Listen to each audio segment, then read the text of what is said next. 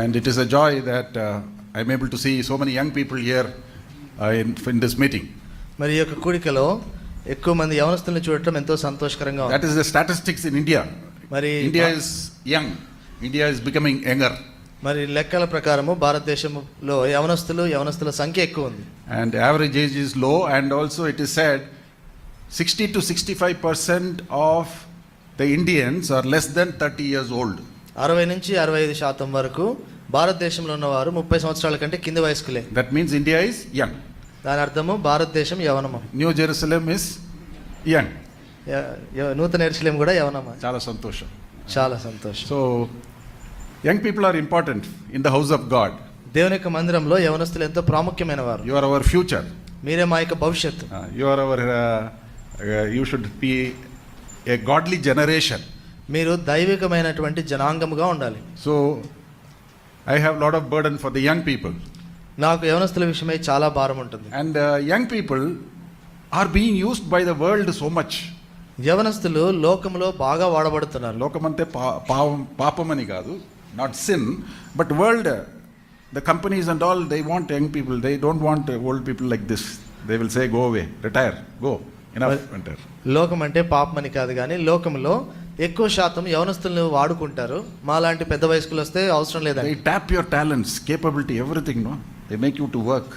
నీ యొక్క సామర్థ్యము, నీ యొక్క తలాంతులన్నీ వాడుకొని వాళ్ళు పని చేయించుకుంటారు. Young people work hard and somebody will be becoming bigger and bigger company. యవనస్తులు చాలా కష్టపడి పని చేస్తారు, అయితే ఇంకెవరో గొప్పవారు అవుతా ఉంటారు. So these companies look for young people, young talent.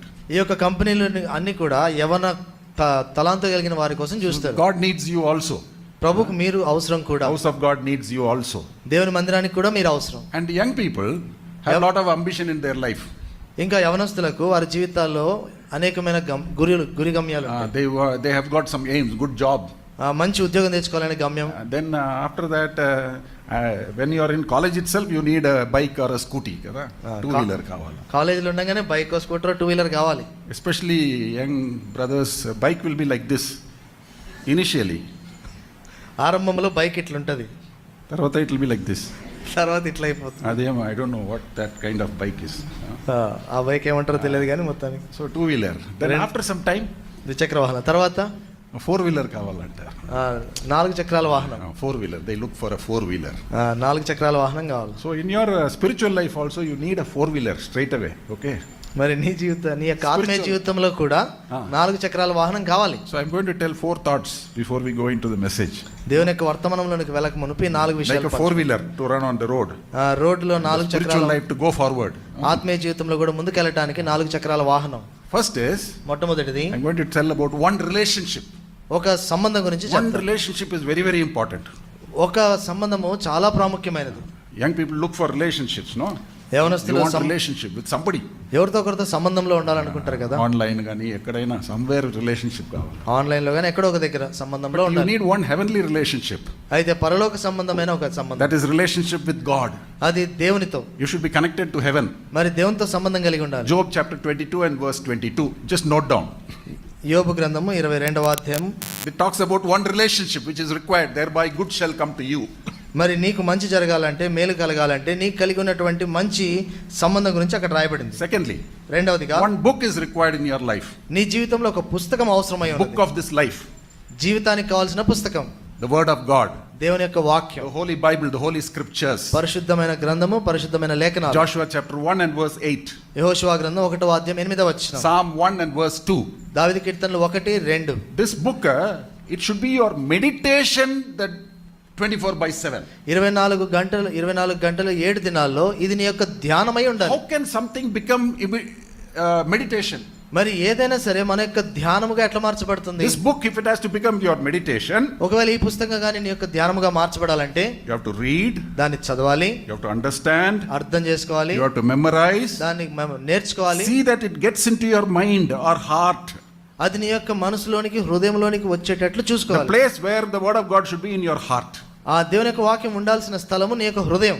Psalm 37 and verse 31. 37-31 కీర్తనలో, And also Colossians chapter 3 and verse 16. కొలొస్సీయులకు రాసిన పత్రిక 3:16లో. So you should put in all effort so that this word of God goes into your heart. కాబట్టి అన్ని రకాలుగా శ్రమపడి ఈ యొక్క వాక్యం నీ హృదయంలోనికి వెళ్ళినట్లుగా So I చూసుకోవాలి. want you to spend more time with the word of God. కాబట్టి మీరు ఎక్కువ సమయం దేవుని వాక్యంతో గడపాలని Not getting కోరుతున్నాను. satisfied by reading one chapter a day.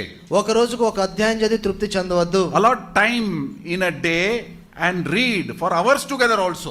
మరి దినమునకు కొంత సమయం కేటాయించి దేవుని వాక్యం చదువు, వీలైతే రోజుల కొద్ది చదువు. In your holiday time or Sunday, spend hours together reading the Bible. నీ యొక్క సెలవు దినాల్లో, ఆదివారాల్లో సమయం దొరికిన కొలది వాక్యం చదువు. Whenever I meet young people, నేను ఎప్పుడైనా యవనస్తుల్ని I కలిస్తే will ask them, వాళ్ళని అడుగుతా, how much time you spend with the word of God? దేవుని వాక్యంతో ఎంత సమయం గడుపుతావని How many అడుగుతా. times you have completed the Bible? ఎన్నిసార్లు బైబిల్ Cover to ముగించావు?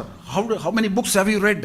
ముందు నుంచి వెనక వరకు కంప్లీట్ గా ఎన్నిసార్లు So చదివావు? I used to ask young people. యవనస్తుల్ని So అడిగేవాడిని. I asked my sister's, younger sister's daughter.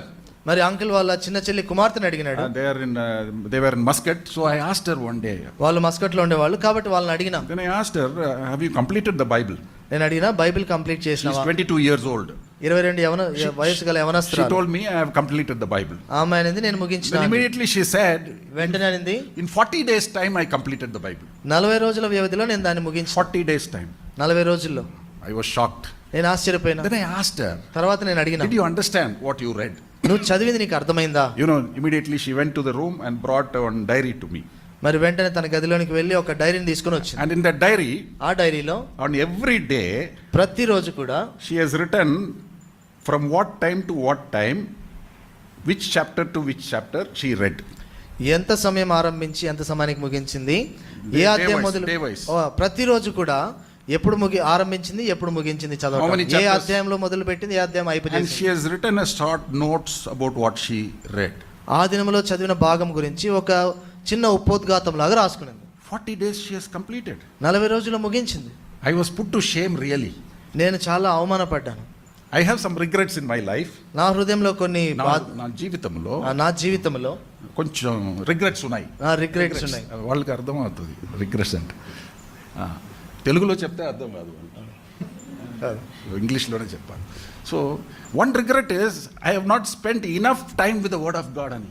నాకుండే బాధ ఏంటంటే నేను దేవుని వాక్యంతో కావాల్సినంత సమయం గడపలేకపోయాను. I have read, I have meditated, నేను చదివినా ధ్యానించినా, but I have not spent enough time with the word of God. అయితే దేవుని వాక్యంతో సరిపోయినంత సమయం గడపలేదు. This is my regret. అది నా యొక్క I don't want you to have regret. నీ వాటి దుఃఖం So ఉండాలని have a కోరటం. plan to complete the Bible at least twice a year, twice this year in the balance months. మిగిలిన నెలలలో 2 సార్లను అయిపోచేయడానికి తీర్మానం You will చేసి, have 90-day plan, 120 days plan, 180 days plan, like 45 days plan in the net you can find out. Then discipline yourself and finish the Bible. ఆన్లైన్లో మీరు కొడితే 90 రోజులు, 45 రోజులు, 120 రోజులకు కావాల్సినటువంటి ప్రణాళిక వస్తుంది. నువ్వు సాధకం చేసుకుని అది నేర్చుకో, దాని ప్రకారం చదువు. Right now you have already decided, no? Some have decided. It's not possible, I say.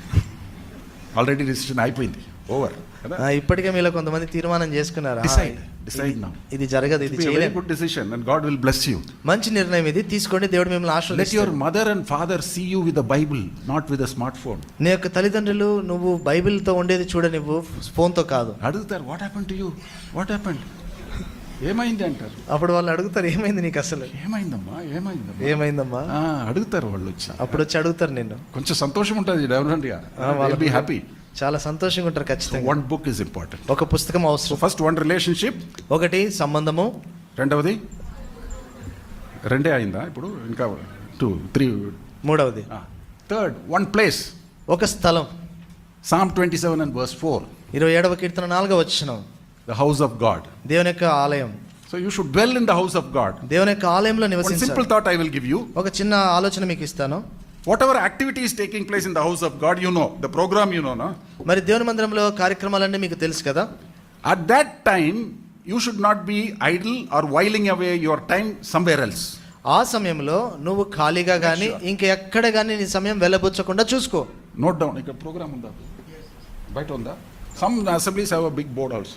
కొన్ని స్థలాల్లో పెద్ద బోర్డులో రాసి పెట్టి ఉంటారు. Sunday meeting, Tuesday. ఏ రోజు ఏమేమి కోడికలు ఉన్నాయి అన్ని రాసి పెట్టి ఉంటారు. Prayer meeting is only for old people, కదా, retired people, those who don't have any job. No, young people should come and pray. ప్రార్థన కూడి కంటే ముసలిళ్ళకు పనిబాటు లేని వాళ్ళకి కాదు, యవనస్తులు రావాలి. You should work in the house of God. దేవుని మందిరంలో పని చేయాలి. Spend your time in the house of God. దేవుని మందిరంలో సమయం Don't neglect the house of God. దేవుని మందిరాన్ని నిర్లక్ష్యం చేయొద్దు. You should dwell in the house of God. దేవుని మందిరంలో నివసించాలి. Don't be in some other place neglecting the house of God. దేవుని మందిరాన్ని నిర్లక్ష్య పెట్టి ఇంకే స్థలంలో కూడా It will ఉండవద్దు. not bring any blessing to you. అది నీకు ఏ ఆశీర్వాదం తీసుకురాదు. Especially after knowing that, if you do that, you'll lose the blessing. ఇంకా ప్రాముఖ్యంగా ఏంటంటే ఇది తెలిసిన తర్వాత కూడా నువ్వు అది చేసినావంటే నువ్వు ఆశీర్వాదాన్ని కోల్పోతావు. One place, ఒక స్థలం very important in your life. నీ జీవితంలో చాలా ప్రాముఖ్యమైనది. Finally, చివరిదిగా one day, ఒక రోజు. Isaiah chapter 58 verse 13 and 14. యెషయా గ్రంథం 58, 13, 14 వచనాలు. Lord's day, ప్రభు దినం very important in your life. నీ జీవితంలో చాలా How do ప్రాముఖ్యమైనది. you spend Lord's day? ప్రభు దినం ఎట్లా Many are గడుపుతావు? satisfied, come to the house of God, worship meeting over, then go home. చాలా మంది ప్రభు దినం రోజు దేవుని మందిరానికి వచ్చి ఆరాధించి వెళ్ళి చాలా How సంతోషపడతారు. do you spend the day? ఆ దినం ఎట్లా గడుపుతావు? Even if you go home, ఒక ఇంటికి వెళ్ళినా you కూడా can spend with the word of God. దేవుని వాక్యంతో సమయం గడుపు. You can spend in prayer, you can spend in worshiping the Lord. ప్రార్థనలో దేవుణ్ణి ఆరాధించడంతో గడుపు. Many things in relationship with God, you can do that. మరి దేవునితో సంబంధం కలిగి ఇవన్నీ చేయొచ్చు. This Lord's day is for the Lord and it is not for you. ఈ యొక్క ప్రభు దినము కేవలం ప్రభువుదే, నీది కాదు. Even for your studies, this Nee day is chad- not for your studies. నీ చదువులకు కూడా ఈ దినము ప్రభు దినమే. I have never touched my books on Sundays. నేను ఎప్పుడు కూడా నా జీవిత కాలంలో పుస్తకాలు ప్రభు రోజు పట్టుకోలేదు. Monday exam also I have never studied. Monday పరీక్షను కూడా చదవాల. We have enough time to study before also, no? ముందు కూడా చదవటానికి కావాల్సినంత సమయం ఉంటది కదా. ఇప్పుడేనా? study. అప్పుడే Sunday only. తల కింద they will stand upside down and study on Sunday. సండేనే తలకిందులుగా చదువుతారు. I have two sons. అంకుల్కి ఇద్దరు కుమారులు ఉన్నారు. They are settled, well settled వాళ్ళు by God's grace. దేవుని కృపను బట్టి చక్కగా స్థిరపరచబడ్డారు. From KG class they never touched the book on Sundays. From KG. LKG నుంచి కూడా వాళ్ళు ఎప్పుడు కానీ ప్రభు దినమున పుస్తకాలు పట్టుకోలేదు. Never. ఎప్పుడు కానీ పట్టుకోలేదు. They will be in the house of God. దేవుని మందిరంలో Or ఉంటారు. will be spending in our home as a family together, reading the Bible, or they will be listening to Bible stories, whatever it may be. కుటుంబంగా మేము కలిసి దేవునితో సమయాన్ని గడిపే వాళ్ళము, లేకపోతే దేవుని వాక్యాలు దేవుని కథలు వాళ్ళు చదివి సమయాన్ని గడిపే వాళ్ళే. Lord's day is for the Lord. ప్రభు దినము కేవలం ప్రభుదే. You will receive the blessing from God. అప్పుడు దేవుని ఆశీర్వాదాలను చూడగలవు. If these four things are there, your బండి will go forward. ఈ 4 విషయాలు ఉంటే నీ యొక్క వాహనం ముందుకు వెళ్తుంది. రెండు ఉంటే కూడా అది బ్యాలెన్స్ ఉండదు. 3 also not good. 3 ఉన్నా కూడా బ్యాలెన్స్ ఉండదు. 4 are very important. 4 ప్రాముఖ్యమైనవి. So I am sure that you will follow it. Take a decision today. ఖచ్చితంగా ఇవి మీరు తీసుకొని నిర్ణయం తీసుకుంటారని నమ్ముతున్నాను. Be clear in your decision. Yes or no. Yes or no. నీ యొక్క తీర్మానంలో చాలా ఖచ్చితంగా చేసుకో. And have a plan for everything. ప్రతిదానికి ఒక ప్రణాళిక కలిగి ఉండు. Have a spiritual plan. ఆత్మ సంబంధమైన ప్రణాళిక. Every young person should have a spiritual plan about spending time. ప్రతి యవనస్తుడు యవనస్తురాలు ప్రత్యేకంగా యవన కాలంలో ప్రణాళిక కలిగి That ఉండాలి. discipline should come to you. నీకు ఆ సాధకం In your రావాలి. school and college you have a timetable, no? మరి స్కూల్ కాలేజీలో మీకు Or time they table say ఉంటుంది. anytime you come, anytime you study any subject, whatever you want. ఎప్పుడైనా నువ్వు రా, ఏదైనా తీసుకో, ఏ పుస్తకమైనా చదువు అంటారా? Everything is clear. అన్ని స్పష్టంగా ఉంటాయి. Your life should be disciplined with a timetable. మరి దేవుని యొక్క నీ యొక్క జీవితంలో టైం టేబుల్తో నీ జీవితం ప్రణాళికలో ఉండాలి. Have a spiritual timetable for yourself. Discipline yourself spiritually to grow in the Lord. దేవునిలో ఎదగటానికి నీ కొరకు నీవు నీ యొక్క ఆత్మీయమైన ప్రణాళిక కలిగి దాన్ని సాధకము చేయి. The Lord will bless you. దేవుడు నిన్ను ఆశీర్వదిస్తాడు.